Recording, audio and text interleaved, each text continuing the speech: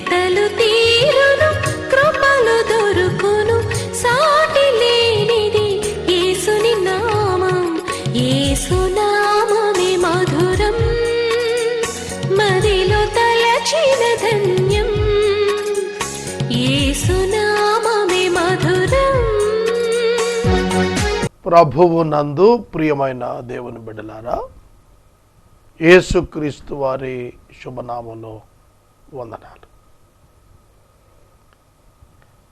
ఇప్పుడు మనం వింటున్న వాక్య ధ్యానం ఉదయం 11:30 గంటల వాక్య ధ్యానం. దీని కంటిన్యూషన్ ఎక్స్ప్లనేషన్ ఈవినింగ్ 9:30కి సేమ్ ఛానల్లో. రోజు 2 వర్తమానాలు మనం ప్రసారం చేసుకుంటున్నాము. తద్వారా అక్టోబర్ నాటికి 3వ పర్యాయం బైబిల్ ముగించాలి. నవంబర్ 1 ఒక మంచి అద్భుతమైన కృతజ్ఞతాస్తుతి కూటం పెట్టాలి. అది నా ఆశ. 3 times బైబిల్ పూర్తి చేసిన వాళ్ళం అవుతాము. కాబట్టి దేవుని పిల్లలైన మీరు మాతో ఈ పరిచర్యలో భాగస్థులు కమ్మని ఆహ్వానిస్తున్నాము. ప్రార్థన. మమ్మలను మిక్కిలిగా ప్రేమిస్తున్న మా తండ్రి, వందనాలు, స్తోత్రాలు. వాక్యం వింటున్న బిడ్డలతో మీరు మాట్లాడండి. నీ వాక్యంతో సేవకునిగా నాతో మాట్లాడండి. నన్ను సరిచేయండి, నన్ను బలపరచండి, నన్ను హెచ్చరించండి, నన్ను దీవించండి, నన్ను ఆశీర్వదించండి. నన్ను దీవించినట్లు, హెచ్చరించినట్లు, ఆశీర్వదించినట్లు, బలపరిచినట్లు మా శ్రోతలను దీవించండి, హెచ్చరించండి, బలపరచండి. యేసు నామమున వేడుచున్నాము తండ్రి, ఆమెన్. ప్రియమైన దేవుని బిడ్డలారా, గత రాత్రి 9:30 వాక్య ధ్యానంలో పౌలు తిమోతికి వ్రాస్తూ 9 మాటలు, నా మాట, నా బోధ, నా ప్రవర్తన, నా ఉద్దేశము, నా విశ్వాసము, నా దీర్ఘశాంతము, నా ప్రేమ, నా ఓర్పు, నేను పొందిన హింస, నేను అనుభవించినటువంటి ఉపద్రవం, నా 9 times.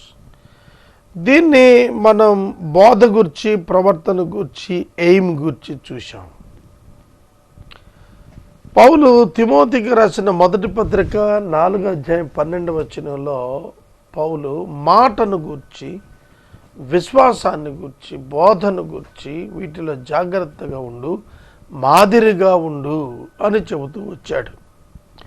ఎందుకు పరిశుద్ధుడైనటువంటి పౌలు ఈ మాటలు చెబుతున్నాడంటే, వితౌట్ దీస్ 9 క్యారెక్టర్స్,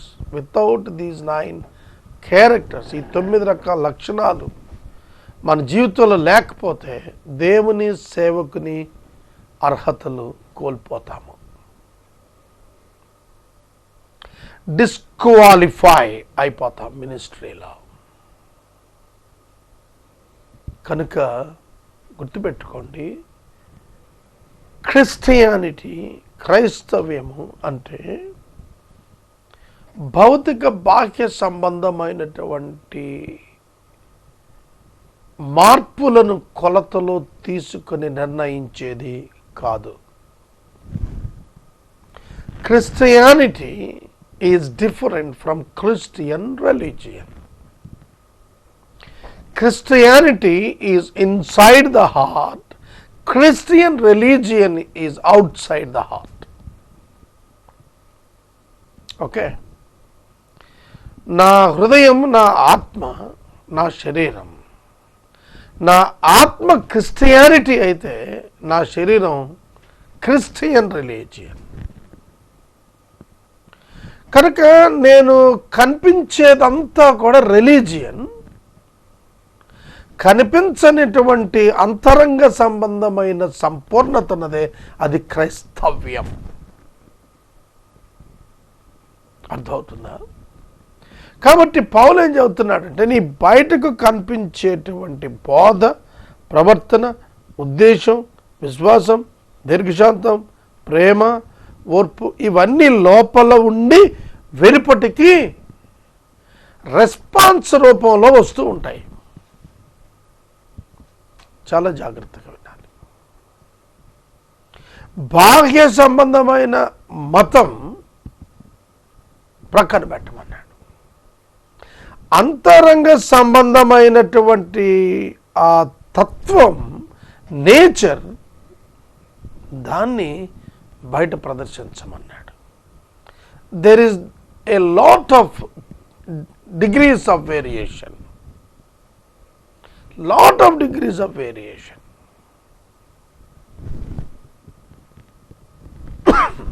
మతం, ఆచారం, కానీ మార్గం జీవన విధానం. కనుక ఇక్కడ పౌలు గారు చెబుతున్నటువంటి మాట ఏమిటంటే నా విశ్వాసం నువ్వు చూసావు, నువ్వు తెలుసుకున్నావు, నన్ను వెంబడించినప్పుడు నా విశ్వాసం, మై ఫెయిత్ నా విశ్వాసం, మై పేషెన్స్ నా దీర్ఘశాంతం, మై లవ్ నా ప్రేమ, ఇవన్నీ ఎవరివి అని అంటే క్రీస్తు సారం నాలో ఉంది. కాబట్టి నాలో నువ్వు చూసిన దాన్ని బట్టి నన్ను వెంబడించు. పౌలు గారు ఏం చెప్తున్నారంటే as I serve my lord you serve me, you serve your lord. నేను యేసుక్రీస్తునందు సేవించినట్లు నీవు కూడా సేవించాలి. అందుకు నువ్వు సిద్ధం చేసుకోవాలి. నాకు కలిగిన హింస, ఉపద్రవం తెలుసుకుని వాడవై నన్ను వెంబడించావు. ఎవరైనా ఉపద్రవం, హింస ఉంటుందంటే ఎందుకు వెంబడిస్తారు? That should be asked. మొట్టమొదట అడగాల్సిన ప్రశ్న ఏంటంటే ఎందుకు ఒక మనిషి తెలిసి ఉపద్రవం, తెలిసి హింస సహిస్తాడు, భరిస్తాడు, అంగీకరిస్తాడు? ఇది మనం చాలా తేటగా ఆలోచించాల్సినటువంటి ప్రాథమికమైనటువంటి అంశం. హింస, ఉపద్రవం మనం అనుభవించటం, ఇతరులకు చేయటం కాదు. ఇప్పుడు టెర్రరిస్ట్ యాక్టివిటీ తీసుకోండి. They love their god. Terrorists భక్తులు, వారి దృష్టిలో టెర్రరిస్టులు దైవ భక్తులు. They love their God. They want to do as God said. That is their plea.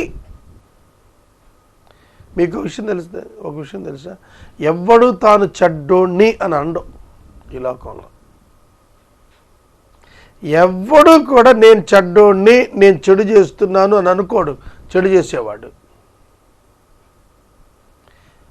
నేను మంచోడ్నే, మంచే చేయటానికి ఇది చేస్తున్నానని చెడు చేస్తాడు. That is the terrorist activity. మనుషులు చంపేస్తూ వాళ్ళకి విముక్తి కలిగిస్తున్నాను అన్నట్టుగా అనుకుంటాడు. మనుషులు చంపేస్తూ దేవుడికి ఇష్టం ఇది కాబట్టి మనుషులు చంపేస్తున్నాను అనుకుంటాడు. ఎందుకంటే దేవుడికి మనుషులు అంటే ఇష్టం లేదు, దేవుడి మనుషులు ద్వేషిస్తున్నాడు కాబట్టి I'm pleasing God by killing these people అనుకుంటాడు. అర్థమవుతుందా సోదర సోదరి మండలారా? దేవుని యొక్క వాక్యము ఎంత గంభీరమైనది అర్థం చేసుకోండి. మనం ఇతరులను ఉపద్రవములో, హింసలో నెట్టి భక్తులు అనుకుంటాం ఎలా ఉంది? మనము దేవుని నిమిత్తము హింస, ఉపద్రవం మనం పొంది భక్తిని చాటడం ఎలా ఉంది? This is Christianity. కాబట్టి ఏం ప్రకటిస్తున్నాడు క్రైస్తవుడు? నీతి, న్యాయము, ప్రేమ, పర్ఫెక్షన్.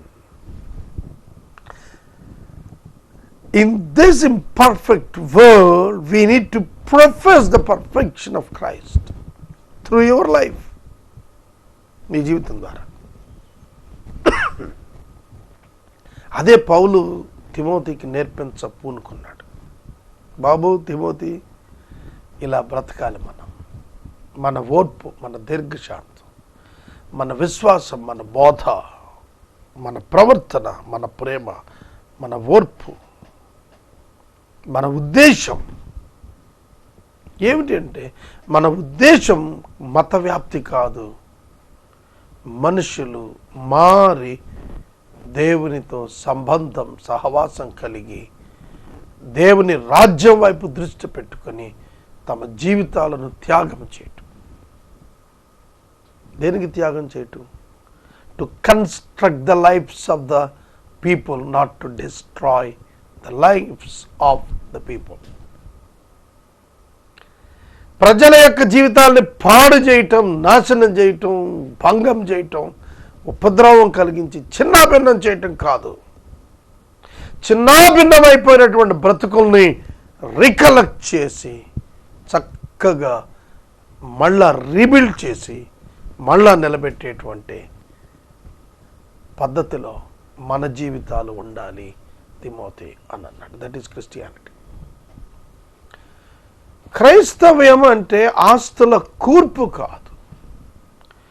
క్రైస్తవ్యం అంటే మెరుపులు కాదు, జిలుగులు కాదు.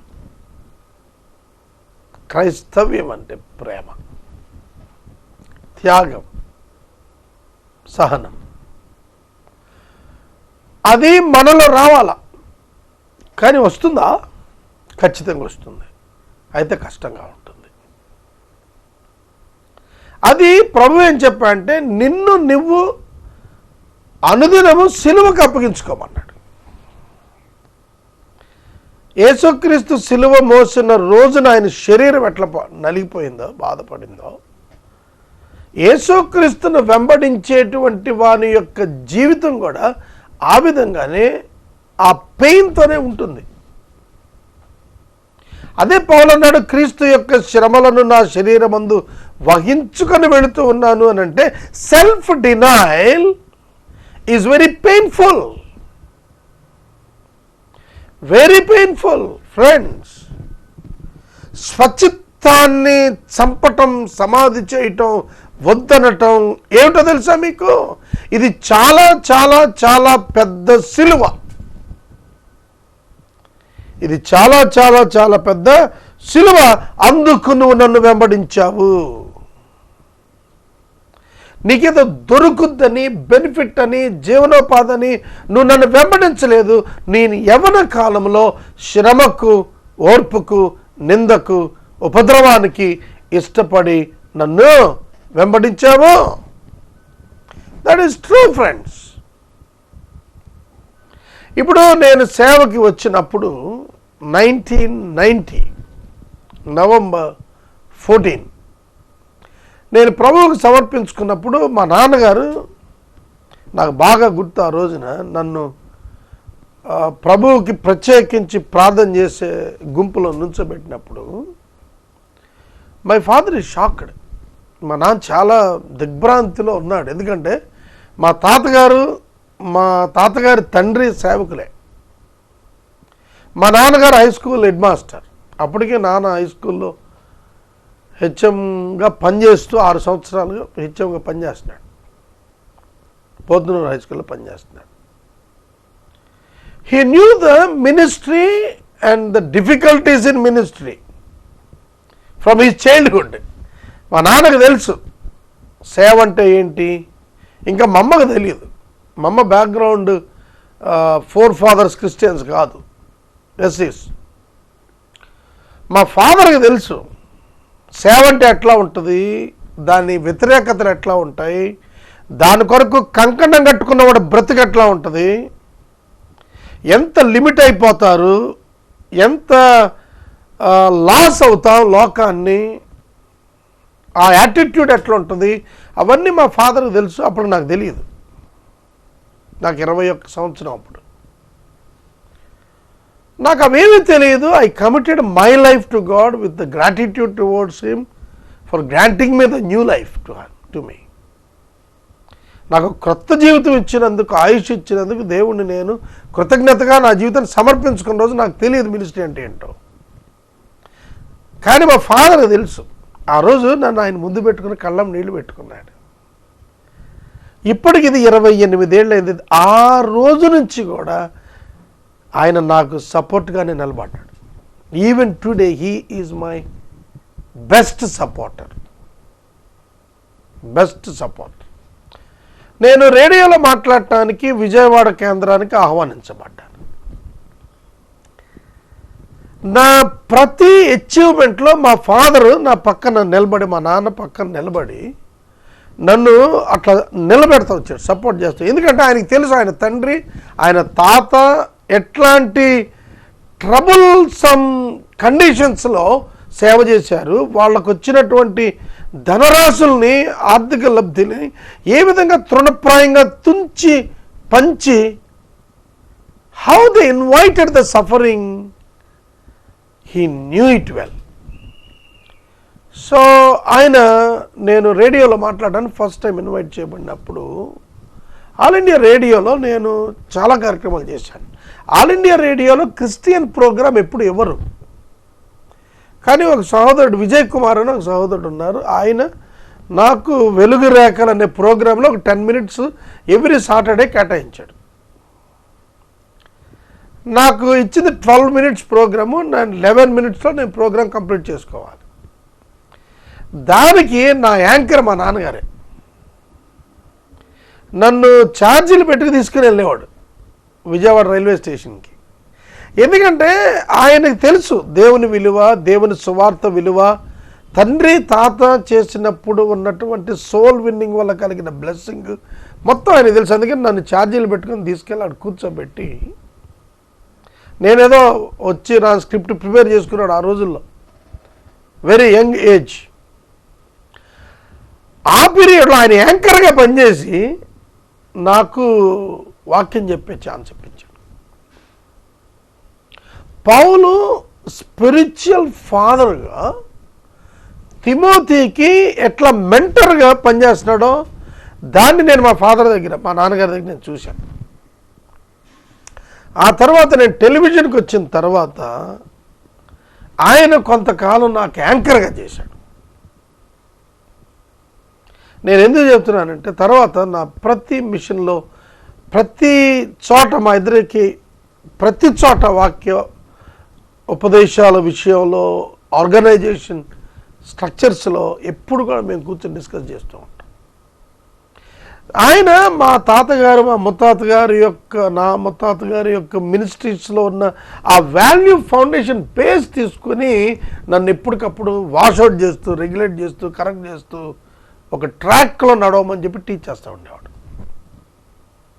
నేను ఇది ఎందుకు చెప్తానంటే, Paul and Timothy relationship father and son relationship.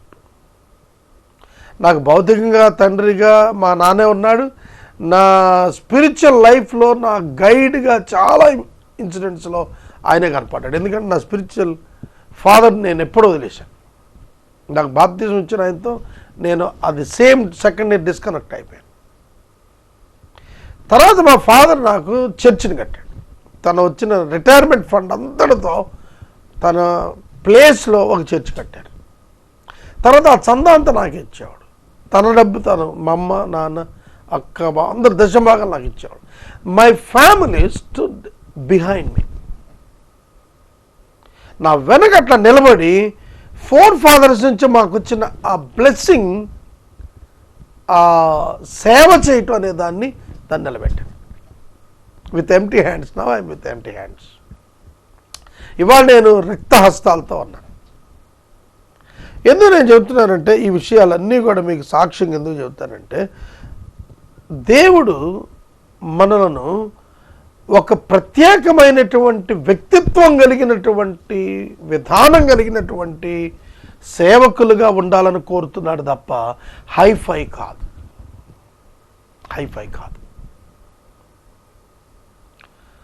నేను వాక్యాన్ని ఎప్పుడు వ్యాపారంగా చూడలేదు, కానీ ఇప్పుడు నేను పెద్ద పెద్ద ప్రపంచ భక్తుల్ని స్టడీ చేస్తాను. గత 3 నెలలుగా నా అవుట్లుక్ నేను చేంజ్ చేసి ఆ పర్స్పెక్టివ్ని ప్రక్కన పెట్టి చూడటం మొదలుపెట్టాను. ఒక పెద్ద ప్రపంచ భక్తుడు ఒక టీవీ ప్రోగ్రామ్, ఒక టెలివిజన్ ప్రోగ్రాము, రేడియో ప్రోగ్రామ్ని ఒక మెసేజ్ ఇంటర్నెట్లో పెట్టాడు. ఆ ఇంటర్నెట్లో పెట్టిన దాన్ని 3 ఆప్షన్స్ ఇచ్చాడు. ఒకటి, డౌన్లోడ్ దిస్ అవుట్లైన్, రెండవది బై దిస్ మెసేజ్, మూడవది donate or purchase and donate to somebody. అలాగ ఒక కాలం ఇచ్చాడు. ఏంటి బై దిస్ మెసేజ్ ఏంటి? ఇక్కడ నేను ఒకసారి ఆగిపోయాను, నా హృదయం స్ట్రక్ అయిపోయింది. అక్కడ 30 సంవత్సరాల్లో ఎక్కడ నేను రేటు పెట్టి బోధించలేదు. అందుకే I have no market today. నేను ఎక్కడి నుంచి ఎక్కడికి వెళ్ళానండి? నా బోధ, నా ప్రవర్తన, నా విశ్వాసం, నా దీర్ఘశాంతం, నా ప్రేమ, నా ఓర్పు, it's all indicates the character of a servant of God. అందులో నేను మాట్లాడుతున్నాను ఈ మాటలన్నీ కూడా, వింటున్నారా? కాబట్టి పర్చేజ్ మై మెసేజ్ అన్నప్పుడు, బై దిస్ మెసేజ్ అన్నప్పుడు, అవుట్లైన్ డౌన్లోడ్ ఫ్రీ అనగానే నేను డౌన్లోడ్ చేశాను. అరే భలే ఇచ్చాడే, పర్చేజ్ అన్న మెసేజ్ కూడా డౌన్లోడ్ చేసుకోమని డౌన్లోడ్ చేశాను. మెయిన్ 6 థీమ్స్ బ్లాంక్లు ఉన్నాయి, కింద దాని నేరేషన్ ఉంది. సాధారణంగా అవుట్లైన్ అంటే దేన్ని అనాలి? మెయిన్ సైడ్ హెడ్డింగ్స్ ఇచ్చేసి అది మీరు డెవలప్ చేసుకుంటే that can be called as the outline. But they didn't do that. అలా చేయలేదు. కింద ఇన్ఫర్మేషన్ ఇచ్చి పైన బ్లాంక్లు ఇచ్చాడు. ఆ బ్లాంక్ ఏం ఫిల్ చేస్తాడు ఈ నేరేషన్తో అనే దాని మీద నాకు ఒక ఎంథూజియాజం కలుగు చేశాడు. ఇప్పుడు నాకంటే బాగా ఎక్స్పీరియన్స్ ఉంది వాక్యంలో, నేను ఎదిగినోడు కాబట్టి I can frame at least minimum అన్న నేను ఫ్రేమ్ చేస్తా ఆయన ఇచ్చేదానికి. అయినా అది ఉండకపోవచ్చు కూడా అక్కడ ఆ పాయింట్. అంటే to make a person to listen, make a person to purchase the word of God. నాకు కలిగిన మొట్టమొదటి ప్రశ్న ఏంటంటే, ఈ పని చేయటం ద్వారా ఈయన యేసుక్రీస్తుకి ఏం జవాబు చెప్తాడు? ఈ పని వాక్యాన్ని అమ్మటం ద్వారా యేసు ప్రభువుకి ఏం జవాబు చెప్తాడు అన్నప్పుడే నా మైండ్ స్ట్రక్ అయిపోయింది. నా 30 ఏళ్ల సంవత్సరాల్లో నేను చేసిన ఉచిత సేవ, నా భవిష్యత్ కొరకు నేను ఏమీ చేసుకోకపోవటం, అలాగే బ్లాంక్గా నిలబడిపోవటం విషయంలో నేను ఆలోచించినప్పుడు ఆ సేవకుని యొక్క ఇంటర్వ్యూస్ అయి నేను చదవటం స్టార్ట్ చేశాను. అందులో ఏమనుందంటే, changing the energy in to the money. దానికోసం తనకు చేతైన ఆ వాక్యోపదేశాన్ని తీసి ఆ డబ్బుగా మలచాడు. మలచిన డబ్బు నీ ఇష్టం, నువ్వు కొనుక్కుంటే కొనుక్కోవచ్చు, లేదు, దాందే ఉంది. ఆయన తన యొక్క జ్ఞానాన్ని వాక్య రూపంలో నీ బెనిఫిట్ కోసం ఇచ్చి, నీ బ్లెస్సింగ్ కోసం ఇచ్చి, నీ అభివృద్ధి కోసం ఇచ్చి ఆ డబ్బును తీసుకెళ్ళి రువాండా అనేటువంటి దేశంలో 1200 మందిని టాపర్స్ పంపడం ద్వారా ఆ దేశంలో అనాథ ఆశ్రమాలను వాలంటరీగా తీసేసి పేరెంట్స్ యొక్క బాధ్యత, అనాథల బాధ్యత సొసైటీ తీసుకునేట్టుగా చేయగలిగాడు. అర్థమైందా? What makes that thing happen? Not the money, but the vision and the power of God and the attitude of a servant of God. That struck me. ప్రియమైన దేవుని బిడ్డలారా, పౌలు తిమోతికి ఏం చెబుతున్నాడు అనంటే, make your life purposeful, profitable to the sake of the lord. దాని కొరకు నీ జీవితాన్ని తీసుకురా. అయితే దుర్జనులు, వంచకులు మోసపుచ్చుచ్చు అంతకంతకు చెడిపోతారు. Who wants to earn money for their own purposes, to satisfy their lust, they are the deceitful people, they will come into the judgment. వాళ్ళు నష్టపోతారు తప్ప సద్వినియోగం చేసినాడు ఎప్పుడు బహుమానానికే వాడతాడు కానీ నష్టానికి. నా అవుట్లుక్ మొత్తం చేంజ్ చేసింది ఆ మాట. నేనేం చేయబోతున్నాను ఆ డబ్బుతో? That is the issue. నేను మనీ నా ఎనర్జీస్ నుంచి ఏ విధంగా రైజ్ చేశాను, ఆ కాన్సెప్ట్ ఇక్కడ పౌలు గారు చెప్పింది ఏంటంటే, ఇది మినిస్ట్రీ అంటే ఇట్లా ఉండాలా, మినిస్ట్రీ అంటే ఈ విధంగా ఉండాలి. ఇవన్నీ కూడా తెలియాలి. మినిస్ట్రీలో ఉన్నవాడికి అన్నీ తెలియాలి. ఉపద్రవం తెలియాలి, హింస తెలియాలి, ప్రాబ్లమ్స్ తెలియాలా. అట్ ద సేమ్ టైం నీ ప్రవర్తన కాపాడుకోవాలి, నీ మాట కాపాడుకోవాలి, నీ విశ్వాసం కాపాడుకోవాలి, నీ ఉద్దేశాన్ని కొనసాగించాలి, నీ క్యారెక్టర్ కాపాడుకోవాలి. అబ్బో ఇవన్నీ మాకెందుకండి, క్రైస్తవ్యం లేదు, ఏమి లేదు, లోకం అంతా పోవట్లేదా, బాగుండలేదా, సంతోషంగా లేరా, ఇదేంటి డబ్బుతో హ్యాపీగా ఉండరు అంటారేంటి, మీరు దేవుడితో ఆనందం అంటారేంటి, ఇవన్నీ మాకొద్దు అనుకున్నవాడు నరకానికి వెళ్ళిపోతాడు. అది బైబిల్ చెప్పింది. నీ సొంత మనసును ఆధారం చేసుకున్న రోజున నువ్వు ఫెయిల్ అయిపోతావు, అది చెప్పింది. సైన్స్ కానీ ఇవన్నీ చెప్పేదంటే trust yourself, the deceitful heart. మీకు తెలుసా, మీ జీవితంలో ఎక్కువ అబద్ధాలు మీతో చెప్పేదెవరు తెలుసా? యువర్ సెల్ఫ్, మీరే. మీ మనస్సు మీతో అబద్ధం ఆడుతుంది, ఆ అబద్ధాన్ని మీరు నమ్ముతారు. మీ మనస్సే మిమ్మల్ని భ్రమపరుస్తుంది, ఆ భ్రమలో బ్రతుకుతారు. వాక్యం యొక్క వెలుగు పడినప్పుడు అక్కడ ఖచ్చితమైనటువంటి ఫలితం కనిపిస్తుంది. ప్రార్థన చేస్తాం. ఈరోజు సాయంకాలం మళ్ళా ఇదే వాక్యంలో మనం కంటిన్యూ చేసుకుందాం. 14-15 వచనాల్లో నుండి నేను మాట్లాడతాను. దయచేసి ఈ వాక్య ప్రసారాల సహకారులుగా మీరు ముందుకు రావచ్చునని ఆహ్వానిస్తున్నాను. ప్రార్థన. మమ్మల్ని మిక్కిలిగా ప్రేమిస్తున్న తండ్రి, వందనాలు, స్తోత్రాలు. వాక్యము విన్న బిడ్డలను దీవించము, యేసు నామమున అడుగుచున్నాము, ఆమేన్. తండ్రి దేవుని ప్రేమ, కుమారుడిని యేసయ్య కృప, పరిశుద్ధాత్మని యొక్క అన్యోన్య సహవాసం సదాకాలం మనకు తోడైనను గాక, ఆమేన్.